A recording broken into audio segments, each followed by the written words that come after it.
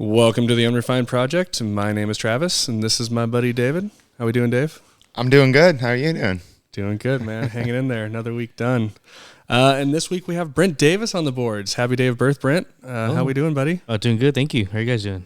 Doing good, man. Better than you. We have, for all of our video viewers, we have a third person sitting here today. So actually, in our very first time, we actually were able to get a guest. So I'm going to go ahead and kick it over to Dave for the rundown.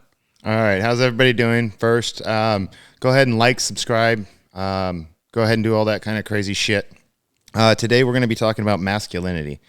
Near and dear to all of our hearts. I would consider us alphas, but you be the judge of it after this, right? And then we're going to go into homelessness in California. And like Travis said, and as you can see on the camera, we do have a special guest today. His name is Bobby J, and he is from the podcast Grit, Guts, and Gunpowder. You can go ahead and search him on Spotify, Apple Podcasts, any of the podcasting sites. How you doing today? I'm doing great. I'm having a good time with you guys. How you guys doing? Good. Just doing good, man. Glad to have you. Thanks. Hey, thanks for having me. Appreciate it. All right, so let's kick it back over to Can Travis. you talk about what kind of shirt you're wearing? Yeah, let's see it. What does it say? Boost it, chip it, stack it. Break it, fix it, repeat. Oh, yeah. Yeah, there you go. For my diesel truck. There we go. Yeah. Yeah, you guy stuff. You do a little bit of wrenching in your spare time. I do too much. A lot of bit of wrenching. Yeah. Yeah, it's enough to Just get us finished. in trouble, right? Yeah. Well, that's what I say. It keeps me out of trouble. There you go. Keeps me out of the bars. I like that. Keeps me broke. You know.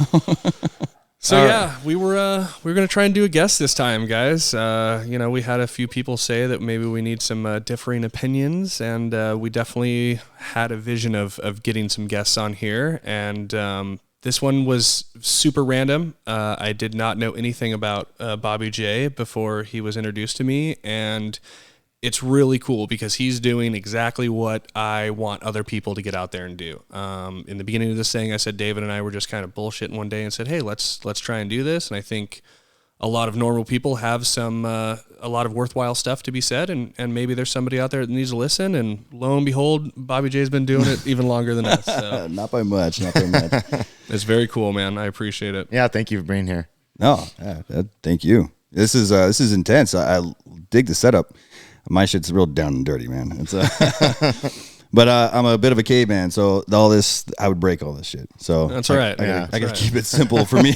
Well, hopefully we can kind of show you what we got going on and learn a few things from you. So that's what it's all about. Yeah. So yeah, we got the rundown, but we just kind of wanted to talk to you about you and your podcast a little bit. So just give us the Cliff Note version of who you are and why you're here. Well, I'm an electrician, and I'm just a regular guy, and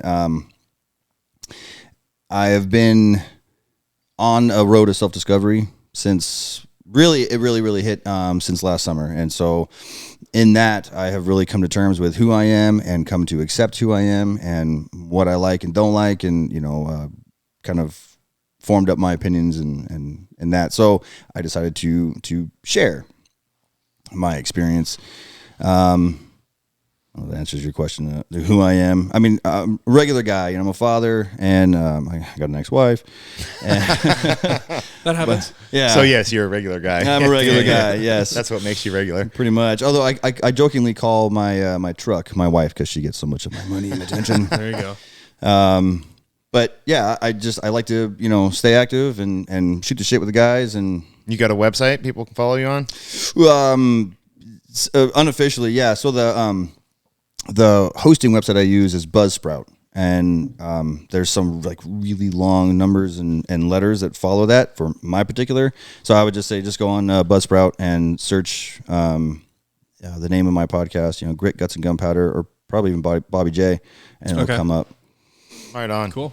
Right on. Very, very cool. We'll put the link in the comments below or in the description below. Yeah, I'll have to find it and give it to you guys. Right on. So I was able to find him very easily on Spotify. Again, I did not hear about you and did not know about you. All you gotta type in is steel balls, and it just pops right up. You know what I mean? Yeah, it's it just was like fucking right It at was the first That's all you gotta do, suggestion. right? It's very easy. Yeah, but steel balls. So the message is That'd be a good name for a podcast. I would. Steel balls. Yeah. Okay. Maybe that'll be the third one. Yeah, maybe a spinoff. That's right. So you do mention that this is your second venture into podcasting, and I love the message, man. I really do enjoy just the overarching idea that you're attempting to present. A question that I was asked when we started doing this kind of stuff is like, who am I? Mm-hmm. Who am I to be, talking world affairs and Sure. My bitch. That's who you and are. potential issues, just some guy in a living room somewhere, right? But I really enjoy the idea of trying to get a lot more of the independent and small voice out there. I mean, we all know that the radio waves and media is bombarded by your legacy type of institutions, and I really enjoy the breakout thing. I love You mean YouTube. like Brian Stelter? Stop it. The eunuch is very young, actually. I didn't know he was that young. He looks. I know he looks like he's in his 50s, right? He's early 30s. Because he's bald. Yeah. Well, I mean, and his attitude and his fake wife. I mean, his wife and all that kind of shit. But right? I like the idea of independent creators. I love YouTube, and I love people that build content and build these empires out of their YouTube channels. And man, I gotta say, I found you, and I really enjoyed the message because of the timing. Yes. I really feel as though if there's any other time that a young man needs to be able to hear some of the shit that you're spitting, It's now. Oh, absolutely. definitely now. Absolutely. I think what's cool about this kind of this setup, doing this, where you guys and even what I do, is that there's no big money, big corporation backing me pushing a narrative. There's no boundaries it's all either. me. No boundaries. I can do and say whatever I want. Whether I get blocked on a channel or not, it's a different story. But I can be as raw as I want, and and you guys, you can be as unrefined as you want, right? And I love that. So I like that it's still as clean as you can probably get it. Whether you agree with somebody or not, it's fine. I mean, it's okay to disagree with somebody. Sure. I think it's important to hear other opinions. Yeah, absolutely. Yeah. And absolutely. And you don't have to get sucked into what they believe too. You can just hear it and then form your own. Yes. Right. Think for yourself. That's probably my biggest thing is I say that, try to say that, when I do mine, is like, these are my opinions. This is what I think. But take that and roll with it. Make it your own, Yeah. Fuck, don't parrot me just because you heard me say it, just like what you read on Facebook or, hear on the news channel. Don't parrot that shit. That thing's lost nowadays, though. Nobody thinks for themselves anymore. Well, that's what needs to come back. It does need to come back. I agree. And it's a very masculine to be yourself, be who you are, think for yourself. It's not toxic masculinity. Go fuck yourself on that one. Wow, we're almost as if we're starting a dictionary of these made up words nowadays. Well, that's the problem, right? The Word media will salads. run with like toxic masculinity, right? Oh, masculinity is toxic. No, it's not. Masculinity is wonderful. It's needed, right? It's Necessary. not toxic.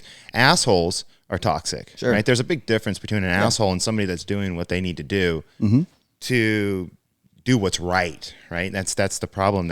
Well, that's the big thing right there. Sorry to cut you off. I think what really got me interested in me putting my opinions out there was, and it's something I've come across with a few people I've shared what I do with is women. They get all up in arms like, oh, what, just talk about, guns and trucks and, guy stuff and, how big your dick is and blah, blah, blah. And I go, nah, actually, it's not about that. I mean, yes, but no, actually. I mean, that's all part of it, right? But for me, because not everybody is going to be the same, right? Not all of us guys are built the same. Correct. So it's okay if you don't look like Arnold Schwarzenegger and drink, beer by the keg full. And, that's just the stereotypical, cartoon image of it, right? But for me, what makes a man, a good man, is your character. And that's why I came up with this. I took a few days. I came up with this big old list of all the characteristics that I believe, purely my opinion, make up a good man. Now, the shell around that's going to be different, right? I'm not trying to clone myself. You're going to be different. You're going to be different. Share it with us. We want to know. Well, I mean, unfortunately, I think more than one person might need a blueprint. Yeah. You know what? That's sad. That's true. Nowadays. Well, I think there's a lot of reasons for that. Not all kids have, fathers. Yes. Right. And not everybody like for me, from my dad, and I love my father. He's a good man, but I learned a lot of a lot about being a real man, actually, from my grandfather. You know, he was a little older, and he had, you know, different style and different taste, and so between my grandfather and my father, actually, was where I kind of picked up all my and just people over the years, you know, working with different guys and meeting people along the way. There's this one guy. His name was Mac. I met him at a bar years ago, and I was going through the apprenticeship, going through divorce and custody, and I just happened to be there one day, and we had maybe a 20-minute conversation. And I mean, obviously it made an impact on me because I'm still thinking about it, still talking about it, and just the conversation we had was mostly about our kids, you know, going through custody and how to be a good father, stuff like that. That moment in time was epic for me, and it helped me, you know, what I feel to be a good man. Yeah. So it's a whole mix of things, and it just doesn't happen today. Yes. No. They consider masculinity bad, and it's what gets, you know, the wife beater and all this kind of stuff. That's masculinity, right? That's what they consider it nowadays. I don't. I think masculinity is you know, if you have a family, take care of your family. Right. Hell or high water. That's masculinity. That is what needs to be done. Yeah. It's about doing what's when right. something needs fixed around the house, get your ass up, fix it, right? That's what I consider it being a man. Best you can. Or pay for someone to fix it, right? If you can't do it. Yeah, if you know, I've never done that though. If I can't fix it, I'm gonna buy a new one. Plenty of men do that though. There's plenty of men out there. Plenty of men are not mechanically inclined. Sure. Absolutely, right? Absolutely, and still take care of their kids, handle the problem, take care of their family. Issue, right, absolutely. This is how we work through this issue. Absolutely, and solve the problem. And that's part of my thing too. Is like, just because you can't, you know, you don't know how to replace a sink or a toilet, that's okay. That doesn't mean that you're not a man. Yeah, just means you suck at that kind of stuff. We're not revoking your man card. It's no, not at all. Yeah. But if you hit a woman, you are not a man. Yeah, you're not masculine. Hopefully, it's you're not a with piece the of new shit, sink right? that you're trying to replace. Well, sometimes. Right? But, yeah, you know, it's just doing whatever the fuck it takes. Yeah, that's the thing I think I push the most is just do what it fucking takes. Yeah, and be responsible, handle your shit, and own up. You know, when you fuck up, because you're gonna fuck up. It's part of it. That's how you learn, and learning and growing. That's the other big thing I always push. You know, just don't stay stagnant, because then you just fucking, what a waste of life. Usually, like sounds like my outros all the time. Get up, do something, keep moving, do something new every day. Yeah, right. Push yourself. You'll hear that later, guys. Don't worry. That was one of the things that I mentioned last week. You know, you had a message that you were attempting to convey at the outro of these kind of things, and it was very, very similar to a full episode that you devoted to just being strong. And not only strength comes, and the strength doesn't only come from physical, but it comes from mental and spiritual and all the other facets of that you dive into. But you know, one of the big things that stuck out for me was being humble. This was episode 3. This is one of your big 3. And we kind of skipped ahead a little bit, but he essentially takes 3 topics of your master list. Yeah. And can get an episode or a segment out of 3, which is really cool to me because you're giving yourself some runway here. Yeah. To like continue on. And way too big of an episode if I did all of it. But you know, it's nice to be able to look at that with a microscope a bit and really kind of break that kind of stuff down. Because I'll be honest with you, man, I didn't really understand humility or being humble until I got the trades. Yeah. Right? Like I had done some things and I had failed at some things and I had like been humbled. But when I became an apprentice and didn't know anything about the trade that I was in. Oh yeah, I remember there was that. some dude 20 years my senior expecting me to be able to do X, Y, and Z. I mean, I couldn't read a tape fully when I first got in the apprenticeship. If it was like beyond 3/4, it was just like, I don't know, the second line. Count the lines. Yeah, you know, it's like, so that was one thing. I still count the lines. Don't worry. two back from 3/4. They're usually right? lined up on a mirror, though. We nicknamed a kid. Never mind. I'm not. We nicknamed a kid 2 8s because he gave some measurements once and 2 8s. There you go. 2 8s. Yeah. Really? There you go. You mean a quarter? See, but it's like you can do 2 different things with that Quarter scenario. sprout. You get some shit talked to you, and you get, you know, you can either. But that's take it, okay. You can either take it and run with it, or you can be, you know. You learn from it. You grow. You can- got to get some thick skin. Yeah. Yeah. Don't be a bitch about it. Yeah. Right? Yeah, like your truck. This is the first time you've you got that deep into a truck, right? Yeah, I decided, well, it kind of snowballed. It started out as, I'm just going to replace this one part. And then, well, I'm in there, I'll do this. Well, I'm in there, I'll do it. And I ended up pulling the whole, block out of the frame. That's how you learn. That's seriously how you learn. Yeah, I've never rebuilt a motor before. Yeah. And I'm a weekend warrior at best, right? And so I just decided, well, fuck it.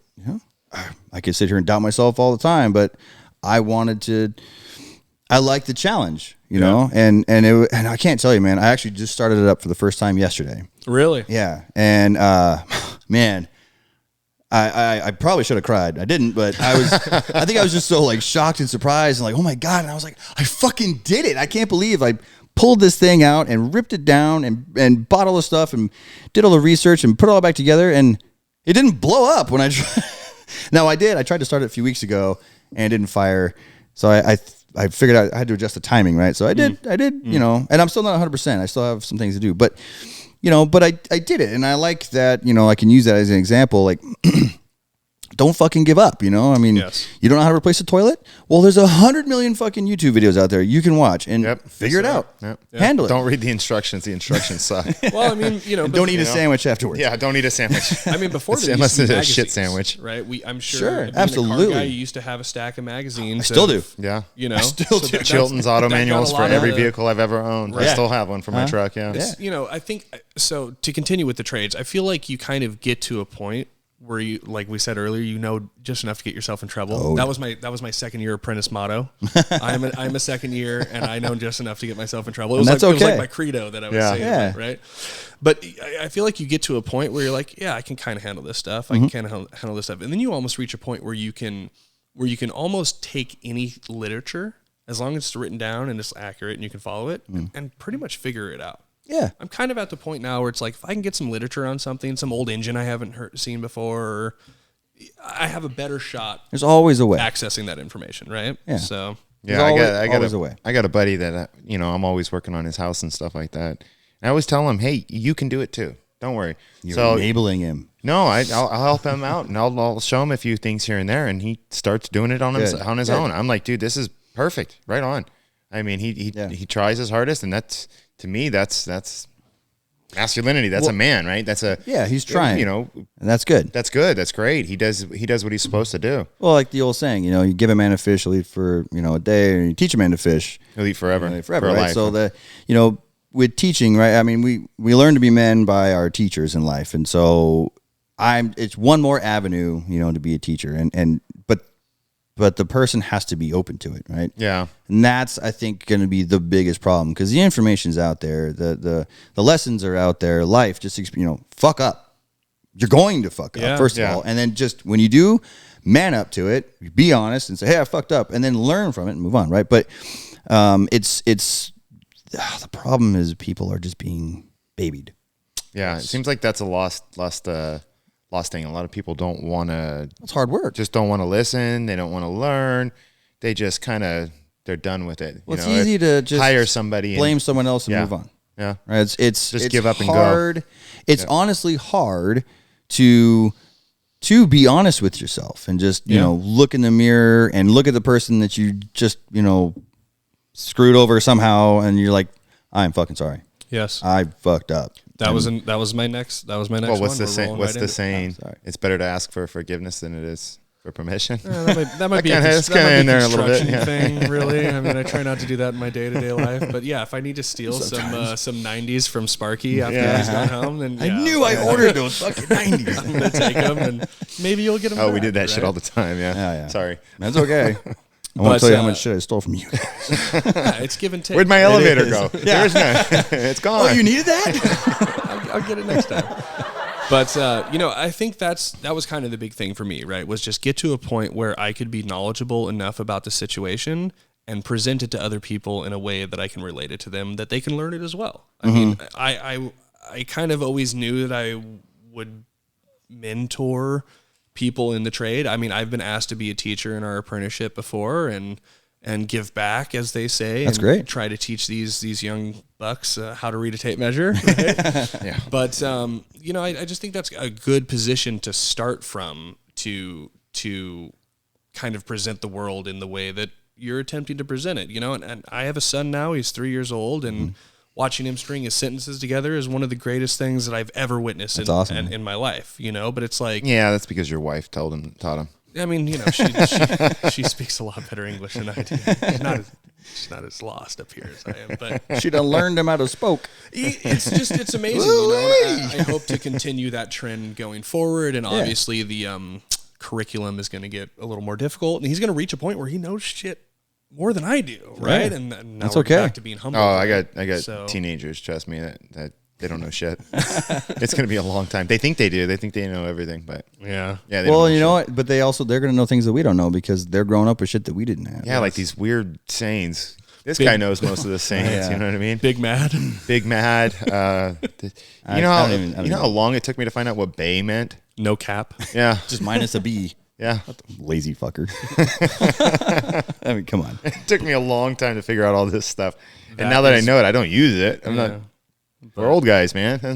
I like being like you going what you said, being a mentor. I actually, not that I'm an authority on anything, but I like giving back and I like the teaching because I think it's important. I mean, for generations, for thousands of years, that's how everything was taught, was you pass it along, right? Family, Yeah. you know, my dad taught me this, my grandpa taught me this, you know, and that needs to happen more. And I'm trying to do that. And so what else I'm trying to do is, I just applied and I was accepted into the Big Brother Big Sister program. Oh. And so, and I'm waiting now for them to find me a match. Right, that's the way it all works. So I did all the paperwork and then did the interview and the background check, and thankfully they didn't find all those. You know, Think It's how like my record got eHarmony. expunged. It's like eHarmony for kids. Get out of my house. So wait, Wrong could you- match, Could you just sorry. explain a little bit what that is for the people, please?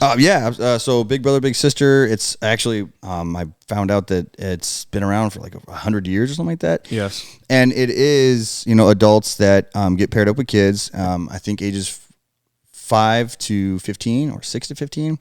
And it's kids from all walks of life. And any of these kids that need, you know, some kind of a mentor. And so they pair you up and they do all this extensive background stuff on you and they get to know you. And they also do, like a bunch of training. I had to do all this training on their website, stuff like that. And they teach you about like what you're actually doing and what you're expected. And like, you're not, they even tell you specifically, and I loved it. Like, you're not a hero. Mm-hmm.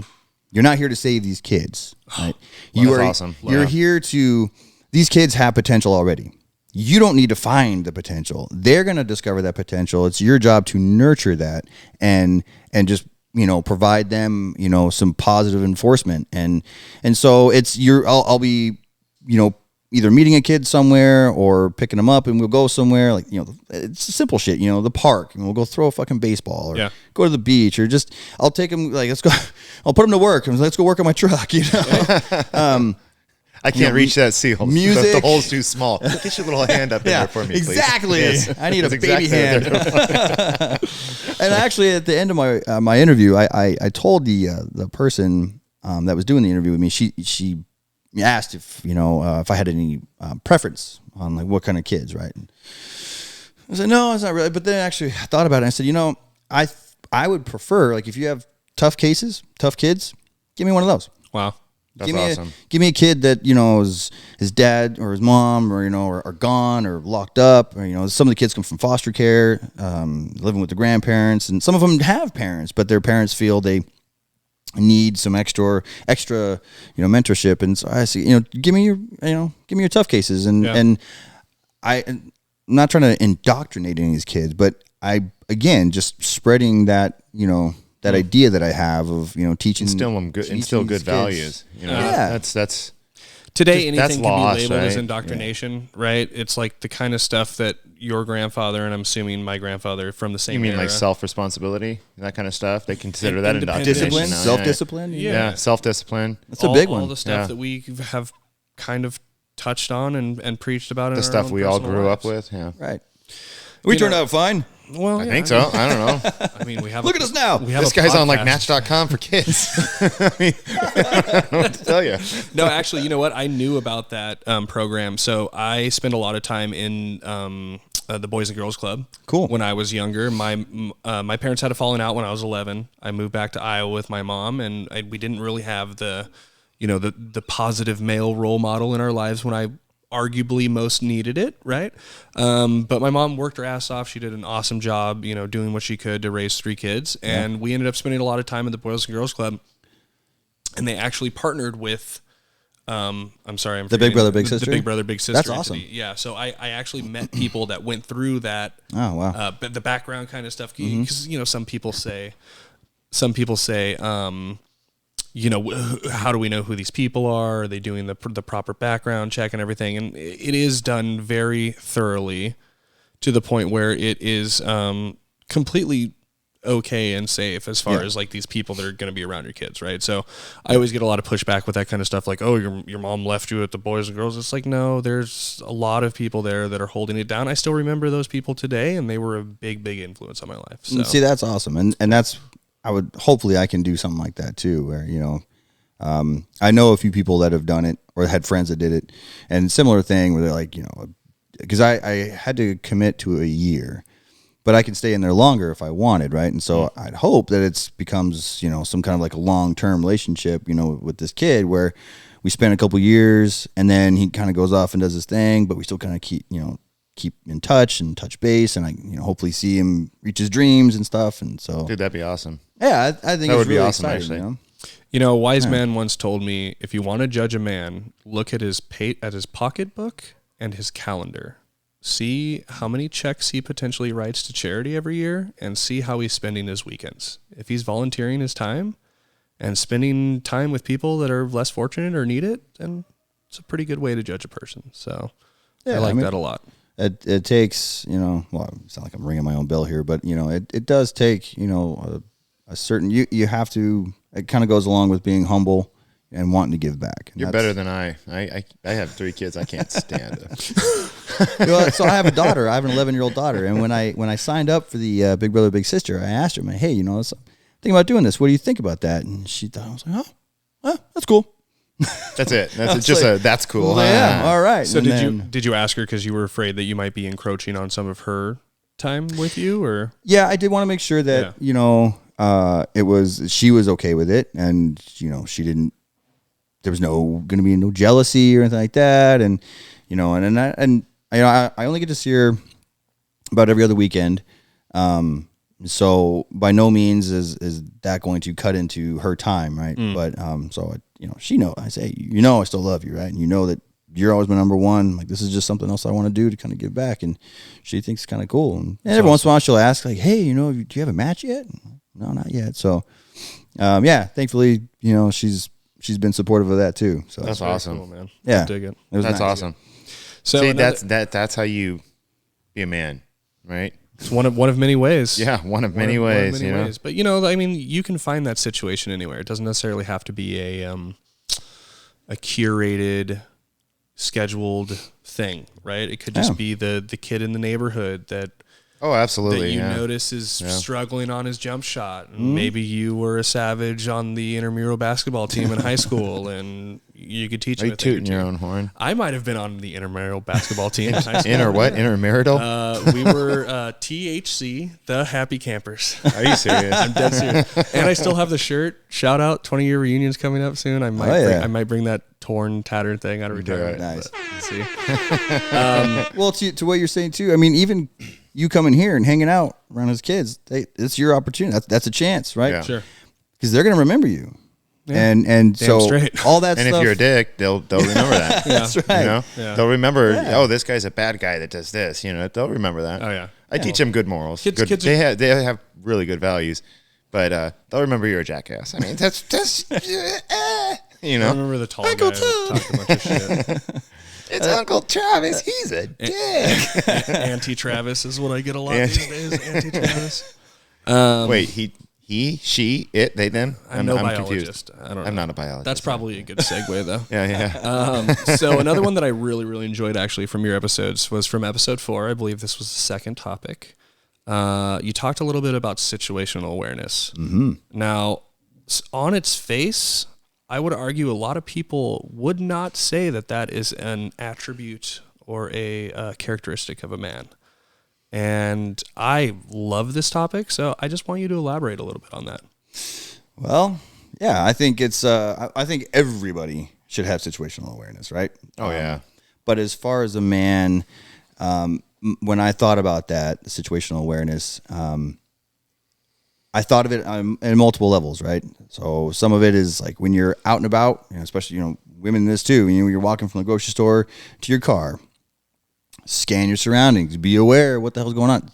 Keep your phone in your pocket, get in your car, lock the door, then you can pull your phone out of your pocket, right? Because anything can happen.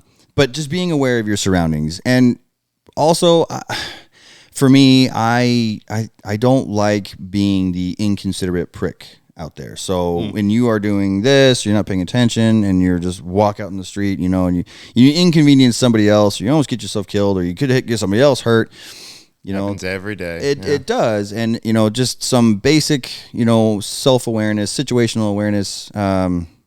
We'll take care of that. We used to have situational awareness to survive, right? Right. As cavemen, as Neanderthals, whatever it was.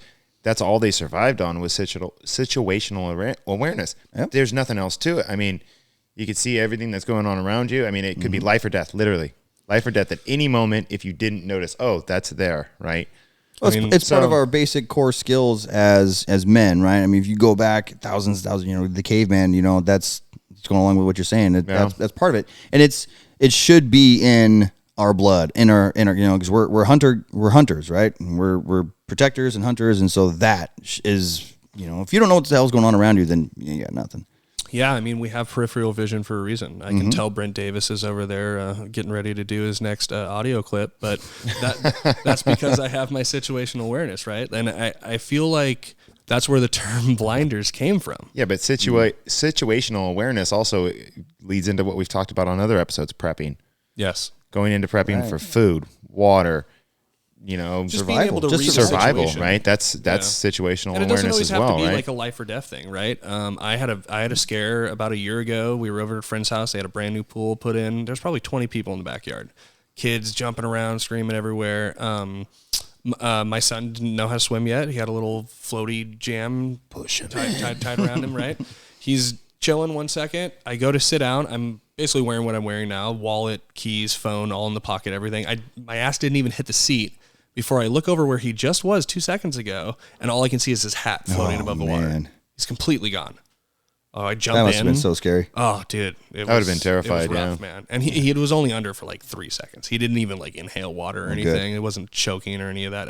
But had I had my phone in my hand, right, and I was going to go, or, heaven forbid, like get distracted and go inside. Like there's a bunch of other adults out there. They should have been, right? But no one is coming to save you. See, that's where Doesn't you and take I much. That's where you and I differed. I would have jumped in hands first and started pushing. Get down there. You know what I mean? Finally. 2 more to go. My kids can't bad talk me quite yet, so maybe I'll reach that level of angst. Yeah, at 3 they're still really fun. Yeah, Yeah. Wait till they get to 13 and add a decade. So, yeah, I mean, at the end of the day, dude, it's cool. I think it's Nice. I think it's really awesome that I found out about you, and I think it's really awesome that you're doing what you're doing. Again, I can't beat this dead horse enough. I think more people should be doing this kind of stuff. Oh yeah, keep them coming. I don't think the barrier to entry nowadays is as gnarly as it was even 2 years ago, let alone 5. Like when Rogan started doing it, or Corolla actually. Corolla was one of the first, right? yeah. So they had like the Man Show too, Podcast for a minute, one. right? Yeah, right after the back in Man the day. Show, I think Corolla went off. When Jimmy Kimmel went woke, Corolla took a turn. Yeah, went a different direction. He actually started his podcast way back then. He's been doing it for like 20 years. Yeah, it's one of the first podcasts around. One of the first major podcasts. Yeah, it's a cool space to be in, man. And I really think there's is. a lot of room for innovation, and It's been plenty of fun room for other people. It's therapeutic, And I will have to say that I have been bad the last like 3-4 weeks. I haven't done an episode. I need to. But when I do it, and this is gonna be very motivational for me, but it's therapeutic for me as well. I get something out of it too, because it keeps me honest. I came up with my list, and then I have all my explanations for why. makes you look back at him and say, okay, it's a reminder. Yeah, it's a reminder. And then It's if I'm preaching it, I gotta live by it too, right? Yeah. Yes. So I can't be that asshole like you should do this, but then I'm gonna do something else. So it's good for me as well. And maybe that's part of the reason why you haven't cranked one out in a while, right? I mean, you're out here talking about responsibilities and things you got to take care of out in your life. True. Sometimes the podcast takes backseat to that shit. I mean, It does. we were all doing stuff today before with our families before we got together and did this. So it's, stop making excuses. Nobody cares. That's right. Nobody That's cares. fucking Work right. harder, right? Nobody cares. I Work love harder. it. And you're absolutely right. I gotta eat my own words on that one. Yeah. I do. I need to stop making excuses and just fucking do it. So, Well, yes, sir. I look forward to the next one. Thanks, man. I'm excited for that. So yeah, Bobby J, guys, go check him out. We'll plug him. We'll do a shameless plug where you can find him a little later. But I think it's time to dive into our topic for today. Yep. So we're in the South Bay. You want to set up the story for this one? This is story from Tuesday. So in our line of work, we find ourselves driving around a lot, and we're in the greater South Bay area. You have San Jose and all of the little enclaves that are sprinkled about in the county of Santa Clara. And, we noticed a few of the major highways that we were driving on had some really interesting closures on the exit ramps. 880, 101, all over 880, North 101. It was just throughout San Jose. It was all very through downtown San Jose. uncharacteristic. It was very in the strange. middle of the day. They had major, thoroughfare exits from highway to highway shut down, completely shut down. Didn't see an accident. Typically, they'll shut a road down for a fatality or something along those lines. Didn't see any, coroner trucks or anything. Yep. So we drove around a little bit more. You and I were driving around that day together, I think. Yeah, My you vehicle taking was in your the shop or vehicle whatever. in. Yeah. So And I was driving around. What the hell? We can't get on the freeway this way. We can't get on the freeway that way. We didn't. What's going on? So you cross over the freeway and you could look down. They're cleaning the sides of the road. We had a bunch of Caltrans What are they doing? vehicles out. Bunch of people picking Cleaning up up garbage trash on and the stuff side of like the highway. that. Finally. Yeah. Street sweepers. That yeah. was our first. So thought. that's what we're right. thinking. Some Okay, action. what's going on later during the day? As I'm taking this guy back to his vehicle, I turn to him and I say to him, I'm dead serious too. I'm like, "Who's coming to town?" He's like, "I don't know." I said, "There's got to be someone famous coming to town, right? There has to be, Because we had a recent right? example. Because of it's this right by the airport. It happened a couple years ago just recently with the Super Bowl. with the Super Bowl in LA. They cleaned up the streets for the Super Bowl and for the what was it, the Grammys or the Oscars? Yeah, I think the the Oscars. Oscars. Yeah. Whichever one they invited Zelensky to. So we're don't think anything of it. I guess he saw some more on Wednesday, up even farther north, like towards the airport, big time. Friday morning, I'm just going through the news on my phone. Usually we get political on here, so I'm just going through the news and stuff like that. Like, well, wait, who was at Stanford? Obama? Oh, Obama was at Stanford. Oh, fancy that. Where'd he fly in? Oh, San Jose Mineta. Wow, that's so weird. Wow. Interesting. So that blew my mind. All had right. to roll out so the red you've carpet. You've got a hack Democrat. Sorry, I know a lot of people won't like that. I don't like him. Not because of the color of his skin. He's just a douche, has nothing to right? do with Has anything. nothing to do with his Drone King doesn't care what color your No, skin is. he's as a human, he's garbage. But it blew my mind that why would you clean up the streets when famous people come to town, especially him? These policies here in the state are his policies. And you want him to see that these policies are working because it's clean and perfect and pristine and stuff like that. No, you should want him to see that his policies suck. Yeah. You know what I mean? He's the one that came up with some of these dumb policies. Sure. Gavin Newsom just followed in his footsteps, right? It's an influence of the party's stance on how we treat unsheltered. They even have a new name for him. The now, speaking of unsheltered, newspeak. yeah. The unsheltered. Well, they give everything a nice fluffy name so it doesn't sound so harsh. Yeah. You know, And we don't want to hurt mean, anyone's feelings when Yeah. they're sleeping on the street eating. Yeah, garbage. Well, like not even that, but groomers, it- they call him Disney. It you know what I mean? takes- That kind of stuff. It takes the sting out of it, right? I remember George Carlin. You guys know George Carlin. Yeah, right? oh, yeah. Fucking, Yeah, I yeah. love that guy. R.I.P. Hilarious. He talked about shell shock. Yes. You remember that little skit? I don't remember So that he's talking about this, how they changed the name of things. So he was talking about, back then it was shell shock. Oh, soldier PTSD, comes yeah, back yeah. and now it's all these, now it's PTSD. Yep. Yeah, I remember It's just that one. not as like in your face and aggressive anymore. And Yes. and that happens. I see with all kinds of things. The terminology changes to soften the blow. Mm-hmm. You're not homeless. You're just misplaced. Or you're just, It's too Transient. It's Yeah. too Yeah, you're potentially- transferring from home to no home. That's where you're transient, Just, right? you know, residential challenged. That you're a vagabond. It's a vagabond. You know, they've used words like that, I like you know, for as long as I used to possible. use transient all the time. 'Cause Transient, that's a yeah. thing in our trade, right? We have Yeah. transients every now and again. But, you know, it's You guys it's call them to travelers. travelers. Yeah. They have no home. But it's, you know, me. it's You're a this, traveler, I'm aren't a you? traveler, Yeah. Oh, that's right. Yeah. That's right. Also, nomads. Nomads. There you go. Yeah. You see, I call myself a nomad though, because there is a part of me that I'd like. The I do like some wanderer, of the challenge. right? Yeah, Yeah, yeah. Like an outlaw. But it's because I like that sense of freedom. Yeah. Yeah, Yeah. There's unofficially, like, you know, that little part of me, like, I'm an outlaw. I'm really tough. well, you know, I mean, there's a lot to that, right? I mean, it's back to taking care of what you think you need to take care of and handling your business, whether it's here or back down there, right? Right. I have a job and I pay my bills and I pay my taxes and I'm not mooching off other people or government assistance. You pay your government theft. Yeah. Yes, I agree. Yes. Yeah, yeah. Well, I mean, not to talk about a topic that really gets my goat, but I mean, I wonder who really paid. grinds my gears. I wonder who paid all those Caltrans workers to clean up the side of the road. You know, I don't know. We did. Yeah. Yeah. You're welcome. Yeah. Must have been taxpayer funded. Thanks, guys. Right? Yeah, So, you know so it was. it's almost as if we're funding both sides of the war.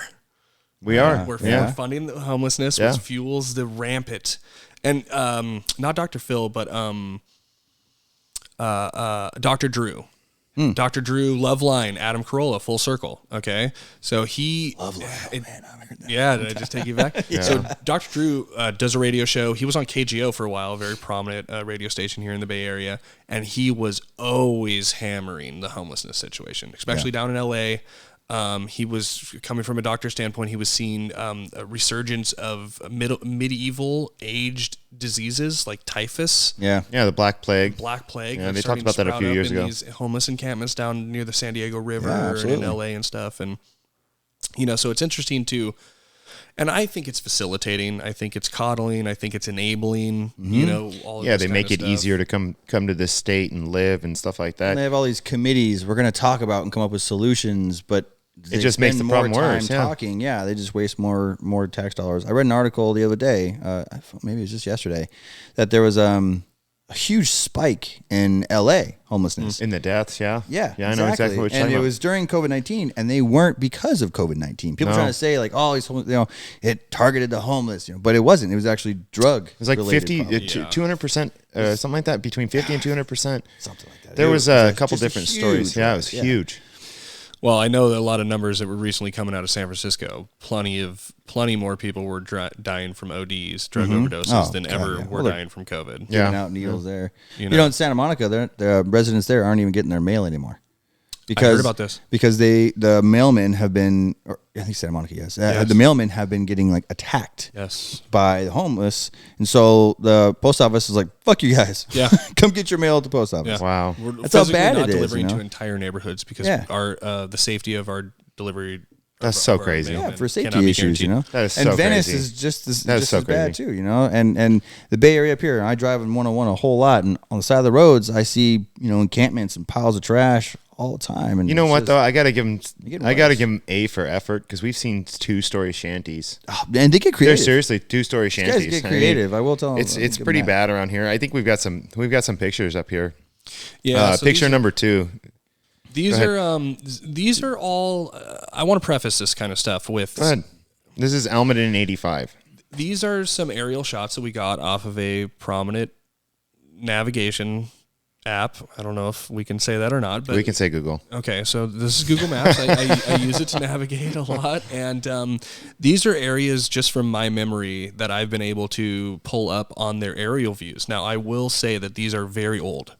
These are at least half of So- a year to 8-9 months old. Yeah, So they're the, bigger the, now, the like last you're time I've been by Every there, one of them. there's more tents out. This is just a pictures of garbage on the corner of 85 and Almaden in South San Jose. That's just the garbage, right? And that's when they've been kicked out. Yeah. Right now, there's that garbage plus tents. Yes. Right. This is nothing. It's much bigger now.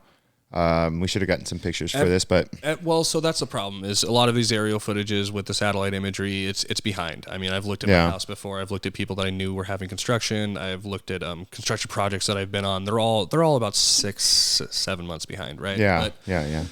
the biggest thing I want people to take away from this kind of stuff is you can literally go on Google right now and go south of the airport on Coleman. We got a picture right here of 87 and 101, picture number 4. Picture number 4 right there. Yes. That is just near the airport where 87 and 101 meet. Those are tents. Those little things that look like ants on that picture, for anybody that's listening, we're showing a picture of homeless encampments, thousands of tents, thousands of people in a parking lot or in a field. This is how they're living. This is California for you. COVID testing tent? Yeah, it does look like a COVID testing facility, right? They're definitely giving themselves vaccines there. Oh, Yeah. the good kind. Good stuff. The good kind, yeah.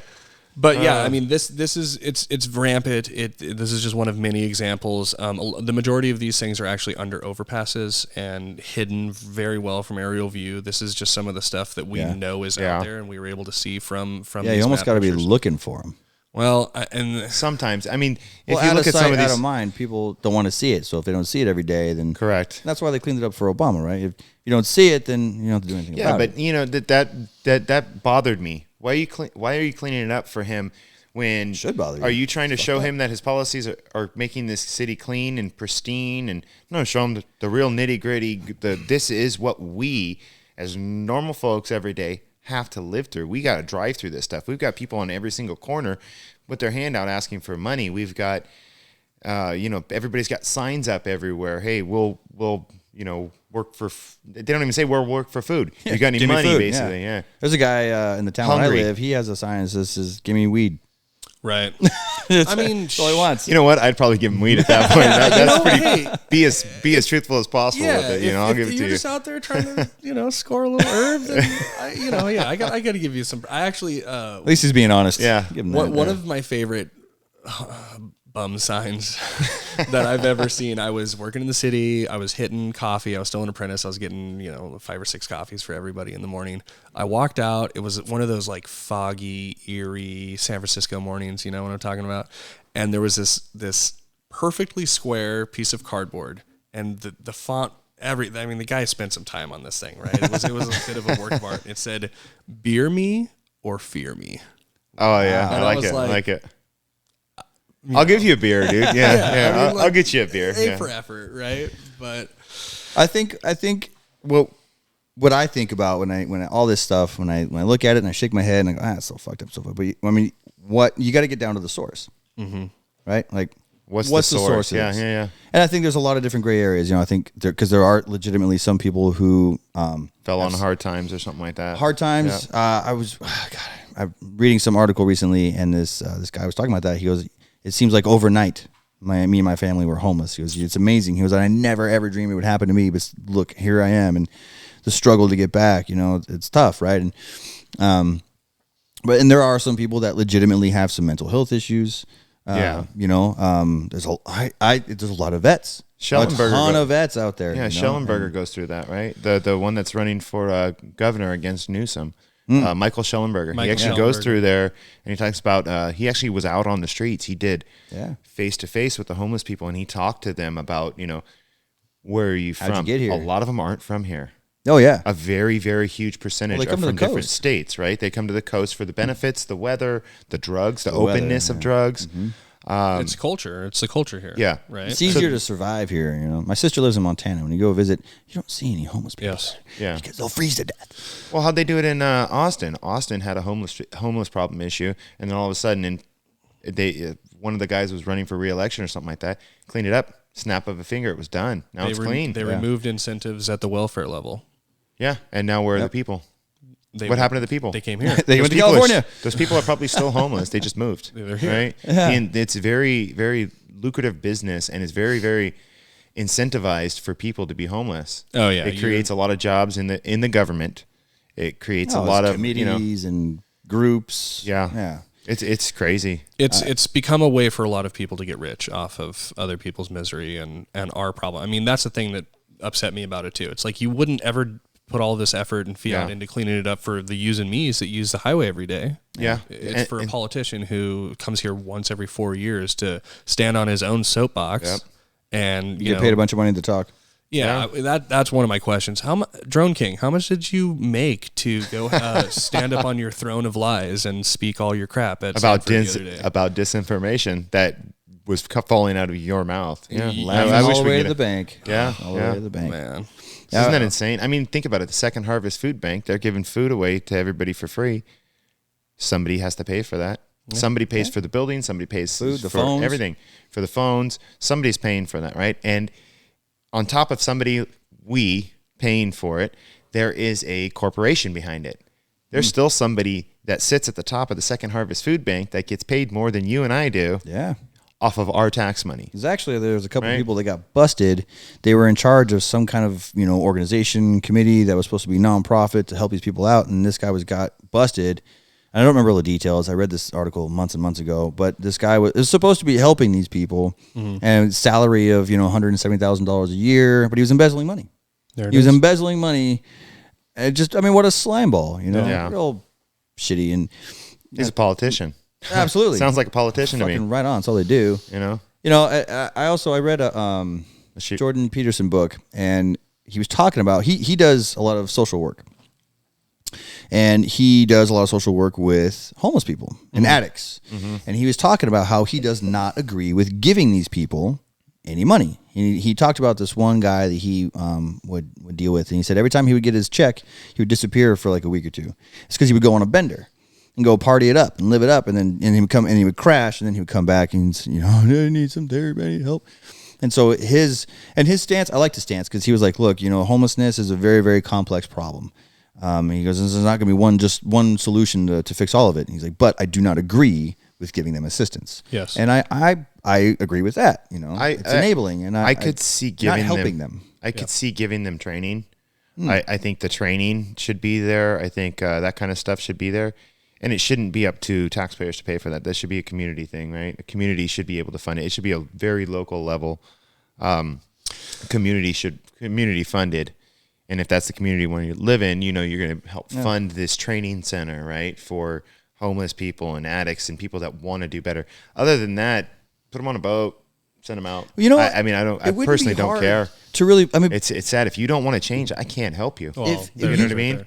It would be, there's some really simple solutions. Somebody I was talking to recently said, pay them to clean up their own encampments. Yep. They do that. They've been doing that in San Francisco, I think. Have they? Yeah. Okay, they've been great. paying them to go clean up the trash on the street. Yeah, but if they put there in the first place. Put them to work. It to me that makes sense. That's money well spent. If you're putting them to work, they're getting some exercise and they're getting a little bit of money. Not that giving them money is the greatest thing, but at least they're working for it. They're earning it. They're working for it. Give them something to do. Yeah. Right. And I believe work, gives us a sense of purpose, and it gives us it's good for your psyche, instead of just sitting around being a lazy bum. And here's your check. Keep sitting there being a lazy bum. It's incentive. Exactly. Yeah. So it gives people a sense of purpose. But I think there are some I really think there's some straightforward solutions that could really help that problem, because along from all the, how fucked up it is and how much it affects, our lives and in the background, could you imagine living on the street?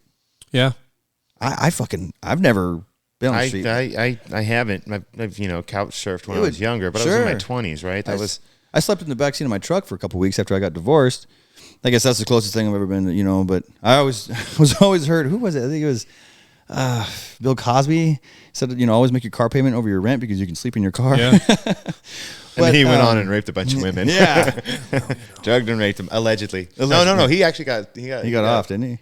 I don't know if they charged him with it and then they let him out, right? Yeah, I don't know. There was some technicality or some old shit like that. Yeah. something. No, there was some technicality in the lawsuit, so I don't know if it has to be said allegedly or if it could be said. These are all opinions that you hear on the Unrefined Project. None of this is fact, unless it's on our source page, which in that case it is fact. There you go. Yeah. There you go.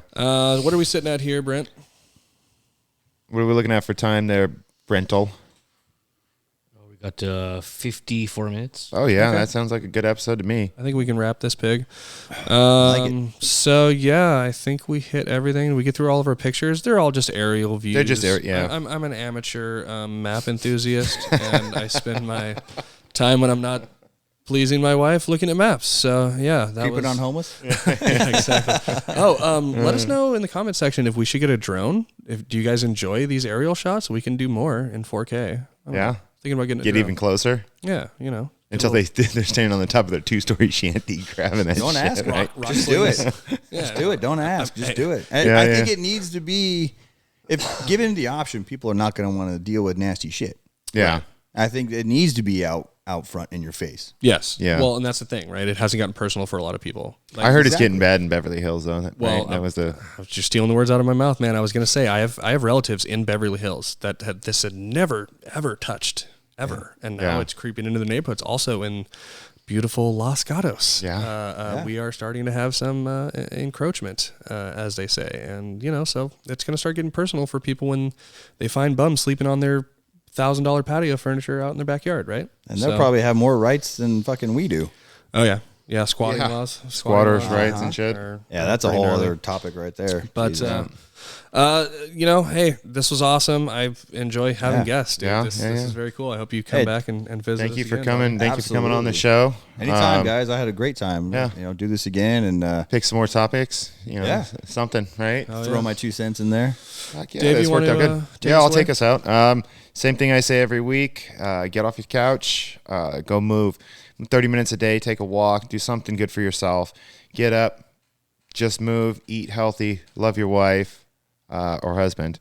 Love your kids. They, them, whatever you want to call them. I don't care. Significant other. Just be a good person, right? Just do the best you can in life. And like I always say, if change one thing about your day every single day, it will change your life for the better, as long as it's something for the better. So that's self-love right there. Yeah, big promoter of self-love. Love yourself, right? Doing all that stuff is a form of self-love. Along with loving everybody else in your. Sorry. No. You hit it. Self-love is a big thing I learned about, and that's super important. People don't do it enough. So love your family and love what you do, but love yourself and taking care of yourself, eating right, being healthy, and being a good person. That's the biggest form of self-love right there. Look at that. We're going to have to bring him in to take us out. He says it better than I do. Let's go with a shameless plug here real quick. Bobby, where can we find you? Well, like I said, the website I use to host my podcast is Buzzsprout. And I don't know if I changed the link to say, Grit Guts and Gunpowder or not, but go on Buzzsprout, and that's just the host, right? And so from there I upload it to you guys find me on like Spotify, yeah. and I'm on Apple Podcast. Yeah, I'm on Apple, and Apple's uploads to like 5 other ones, and I forget all the ones right now, but yeah, just whatever. I'm pretty sure you can find me on most now, and just type in Grit Guts and Gunpowder or Bobby J, and and we'll add a relevant link. We'll add a link in the description. Yeah. So I appreciate it, guys. Yeah. Oh yeah, man. Can't wait to come back. Yeah, we'll do that. We'll definitely do this again. This is fun. Yeah, absolutely. All right, guys. This has been another episode. All right, you guys. Of the Unrefined Project. Thank you for listening.